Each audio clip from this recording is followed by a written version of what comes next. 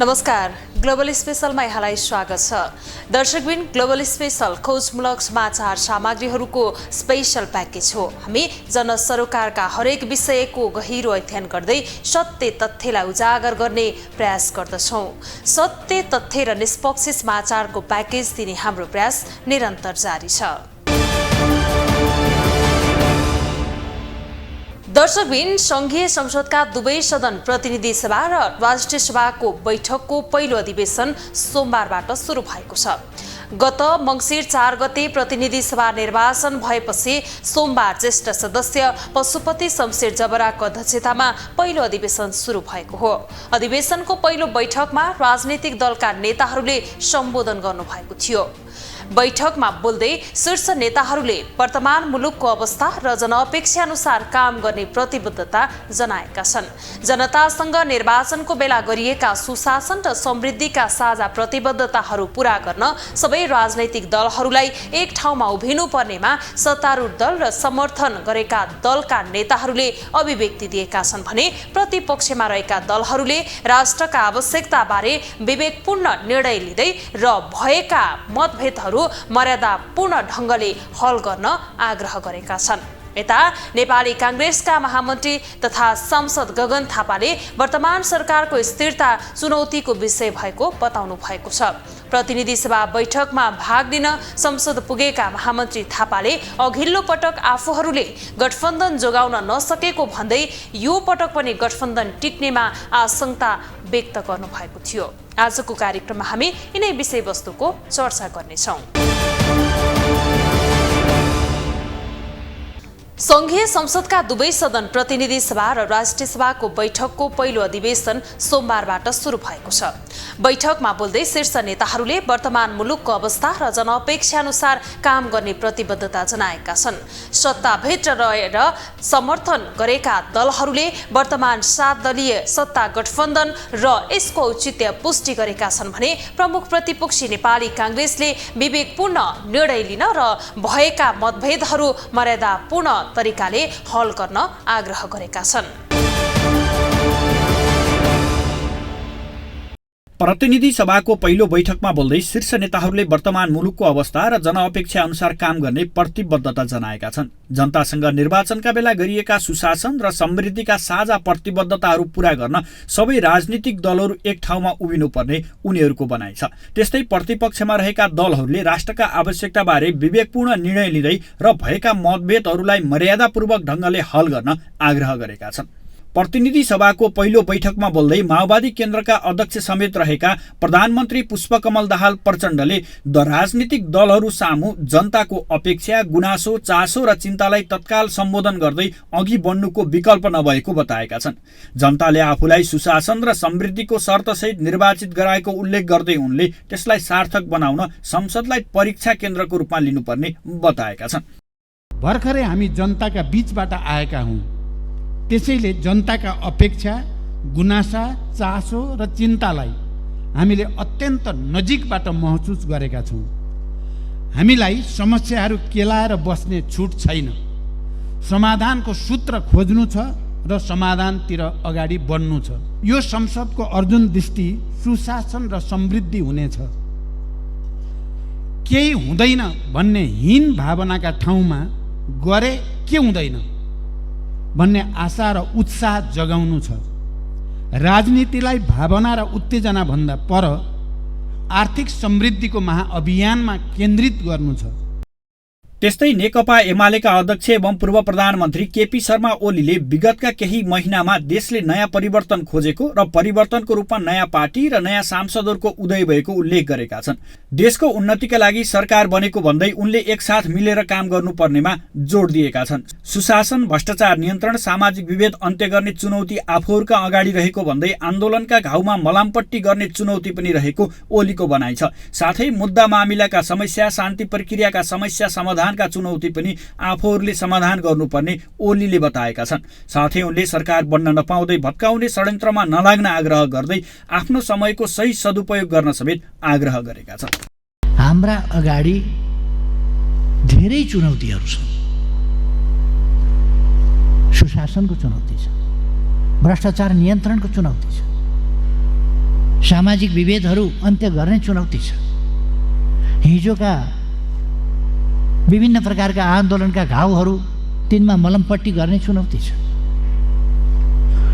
जनताका विभिन्न प्रकारका अपेक्षाहरू छन्। अहिले पनि राजनीतिक बन्दीहरू तत्सम्बन्धी समस्याको समाधान गर्नुपर्ने, मुद्दा मामिलाका समस्या, शान्ति प्रक्रियाको समाधान, यी कामहरू गर्नुपर्ने यी चुनौतीहरू छन्। र अब हामीले एउटा गम्भीर शिक्षा लिनुपर्छ जस्तो लाग्छ मलाई।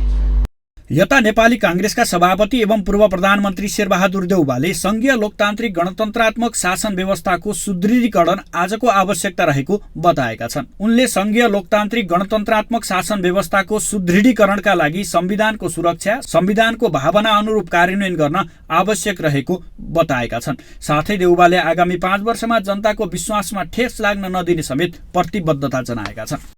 तपाईहरु 5 वर्षको आफ्नो कार्यकालमा देश र जनताको हितमा काम गरेर सफल हुनुहुनेछ भन्ने विश्वास गर्दै कार्यकालको पूर्ण सफलताको शुभकामना व्यक्त गर्दछु। तपाईहरुलाई निर्वाचित गर्ने जनताको भावना अनुरूप काम गर्न अनुरोध गर्दछु। माननीय पुष्पकमल दाहाल प्रचण्डजी प्रधानमन्त्री हुनुभएको छ। उहाँको नेतृत्वमा नयाँ मन्त्री परिषदको गठन भएको छ। यसरी संसदमा प्रतिनिधित्व गर्ने मुख्य 3 दल र त्यसका शीर्ष नेताहरूले वर्तमान मुलुकको अवस्था र जनमतमा यो संसद उत्तरदायी भएर अगाडि बढ्नुपर्ने बताएका छन्। सत्ता साझेदार नेकपा एमालेका अध्यक्ष ओली र माओवादी केन्द्रका अध्यक्ष एवं प्रधानमन्त्री प्रचण्डले यो सरकारले नै मुलुकको समृद्धि स्थापित हुने दाबी गरेका छन् भने कांग्रेस सभापति शेरबहादुर देउवाले यो सरकारले आगामी 5 वर्ष जनताको विश्वासमा ठेस लाग्ने कुनै पनि काम नगर्न सचेत गराएका छन्। ग्लोबल टेलिभिजन एचडी का लागि सुदर्शन आचार्यको रिपोर्ट।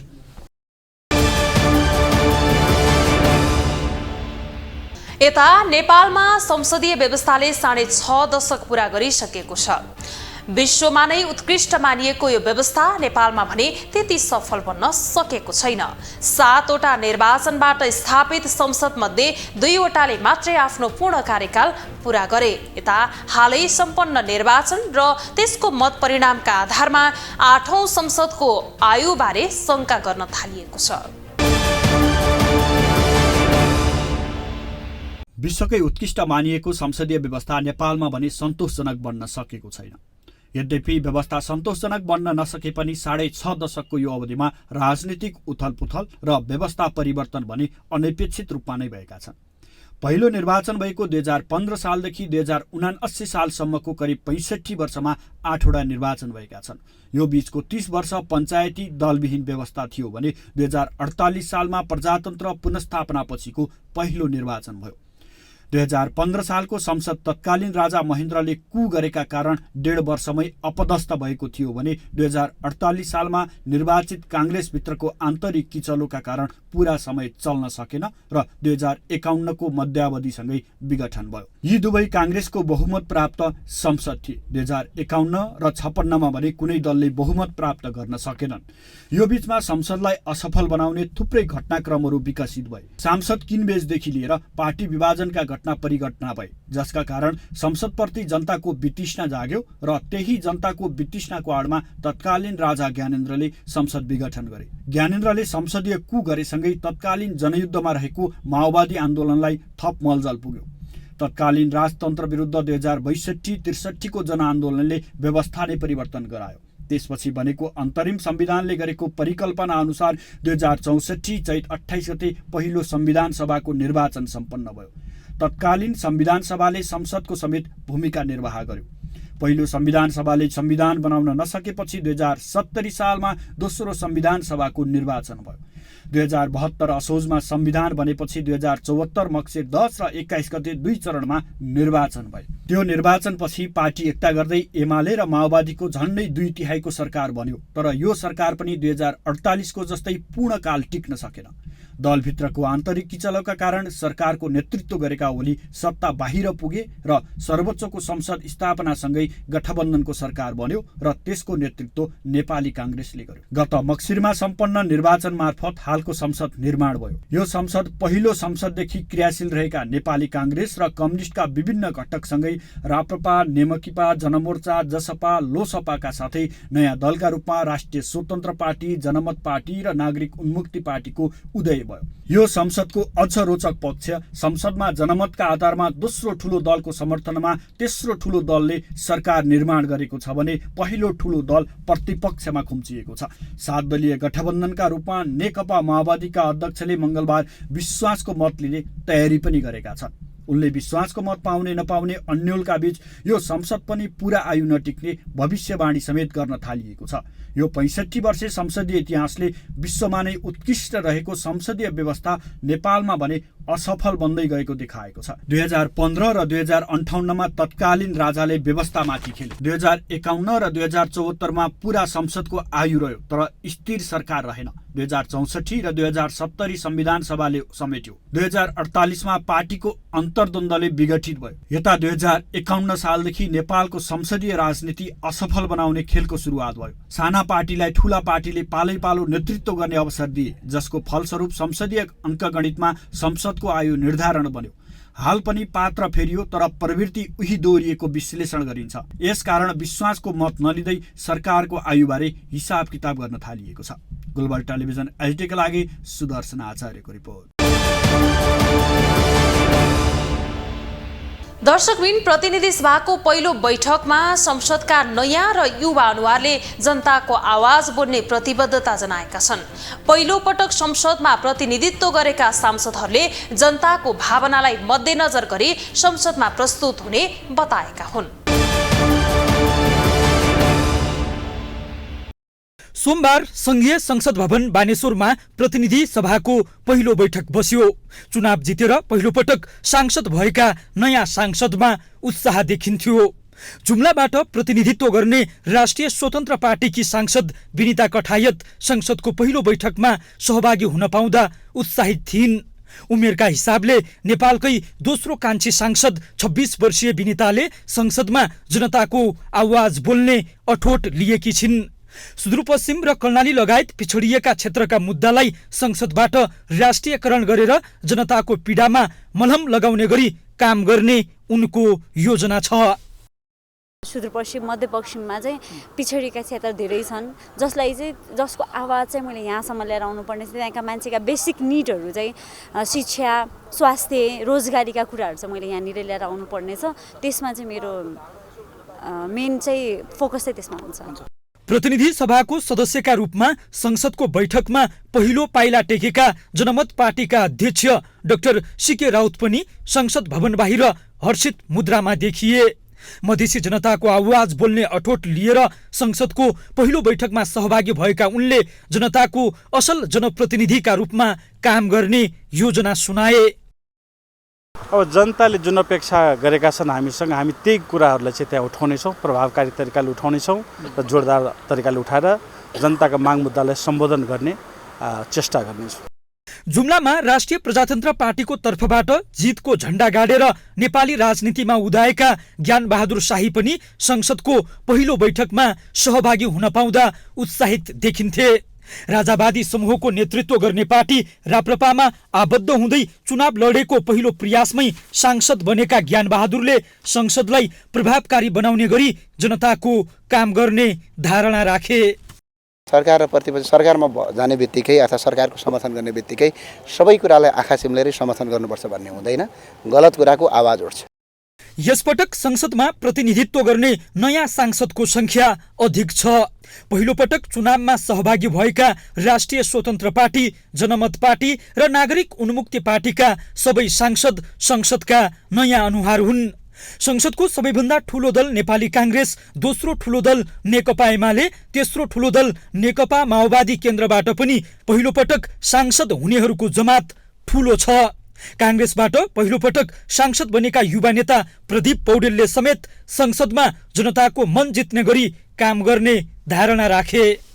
संसद चलायमान हुनुपर्छ, संसदबाट जनताका आवाजहरू मुखरित हुनुपर्छ। यो संसदप्रति धेरै मान्छेको विश्वास छ। विश्वास यस कारण छ कि धेरै नयाँ राजनीतिक शक्ति पनि यहाँभित्र प्रवेश भएको स्थिति छ। पहिलो पटक सांसद बन्दै गृहमन्त्रीको भूमिका निर्वाह गरिरहेका स्वतन्त्र पार्टीका सभापति रवि लामिछानेको मुहारमा समेत चमक देखिएको थियो। पत्रकारिता छोडेर राजनीतिमा होमिएको छोटो समयमै राजनीतिक यात्रामा चमत्कार गरेका रविले जनभावनाको कदर गर्दै संसदको पहिलो यात्रालाई अविस्मरणीय बनाउने बताए। ग्लोबल टेलिभिजनका लागि क्यामेरामा नरेश मोक्तानका साथमा कैलाश कठायत, काठमाडौँ।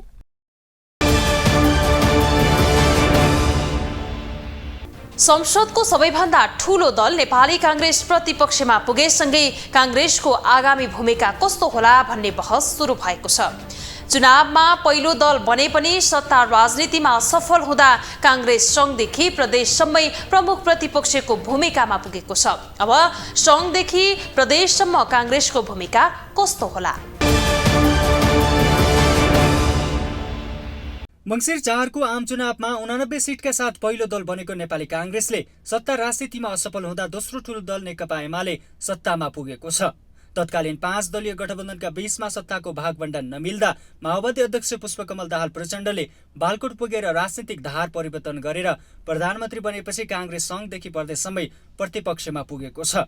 त्यति मात्रै नभएर तत्कालीन समयमा 7 प्रदेशमा कांग्रेसकै नेतृत्वमा सरकार बन्ने लगभग पक्का पक्की थियो। तर परिणाममा प्रचण्डलाई प्रधानमन्त्री बनाउन कांग्रेस सभापति शेरबहादुर देउवाले ढिलाइ गर्दा परिस्थिति फरक बनेको हो। मुखमै आएको सत्ताको चाबी एमालेको हातमा सुम्पिएको कांग्रेसले पार्टीभित्र अहिले बहस चलाएको छ। यस्तोमा नेपाली कांग्रेस प्रतिपक्षमा बस्छ या गठबन्धनभित्र खेलेर आफ्नै नेतृत्वमा सरकार गठन गर्न चाहन्छ।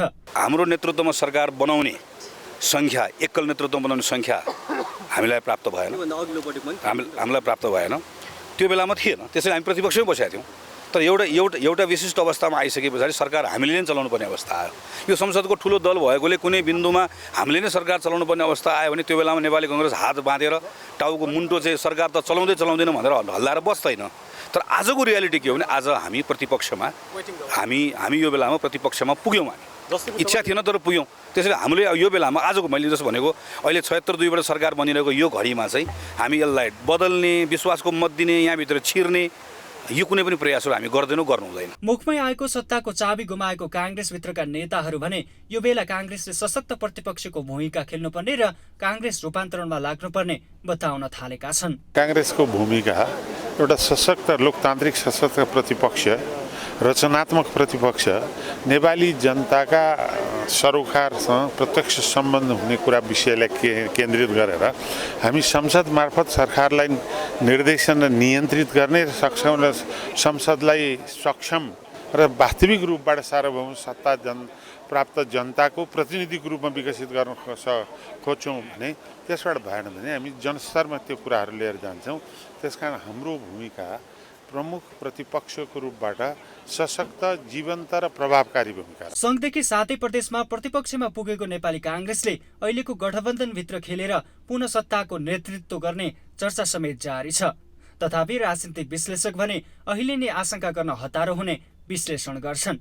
ग्लोबल टेलिभिजन HD का लागि क्यामेरामा गणेश पूर्वछाने मगरका साथमा विनोद विक्रम भण्डारी, काठमाडौँ। दर्शकबिन मंसिर 4 को आम चुनावमा 89 सीटका साथ पहिलो दल बनेको नेपाली कांग्रेसले सत्ता राजनीतिमा सफल हुँदा दोस्रो ठूलो दल नेकपा एमाले सत्तामा पुगेको छ। तत्कालीन 5 दलीय गठबन्धनका बीचमा सत्ताको भागवण्डा नमिल्दा माओवादी अध्यक्ष पुष्पकमल दाहाल प्रचण्डले बालकोट पुगेर राजनीति धार परिवर्तन गरेर प्रधानमन्त्री बनेपछि कांग्रेस संघदेखि प्रदेशसम्मै प्रतिपक्षमा पुगेको हो। संघदेखि 7 प्रदेशमा प्रतिपक्षमा पुगेको नेपाली कांग्रेसले अहिलेको गठबन्धनभित्र खेलेर पुनः सत्ताको नेतृत्व गर्ने चर्चा समेत जारी रहेको छ। तथापि राजनीति विश्लेषकले भने अहिले नै आशंका गर्न हतारो हुने विश्लेषण गर्दछन्। अब प्रतिनिधि सभाको अर्को बैठक 2079 साल पुस 26 गते मंगलबार बिहान 11 बजे बस्ने भएको छ। उक्त बैठकमा प्रधानमन्त्री पुष्पकमल दाहाल प्रचण्डले विश्वासको मत लिने कार्यक्रम रहेको संसद सचिवालयले जनाएको जनाएको छ। हौस् त आजलाई कार्यक्रम ग्लोबल स्पेशल यति नै। भोलि अर्को विषयको सामग्री लिएर आउनेछौँ। तपाईँ ग्लोबल टेलिभिजन सँगै रहनुहोला। नमस्ते।